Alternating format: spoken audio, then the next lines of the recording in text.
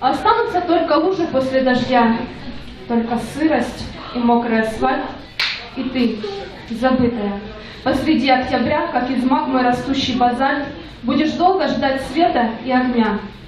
Но и они не пробьют твой бетонный скелет. Ты будешь дышать до декабря, пока иней не нарисует на стекле, что пришла зима и стала холодать. Но ты не почувствуешь этот холод вовсю. Ты будешь стоять там, где когда-то был асфальт, и ждать свою весну.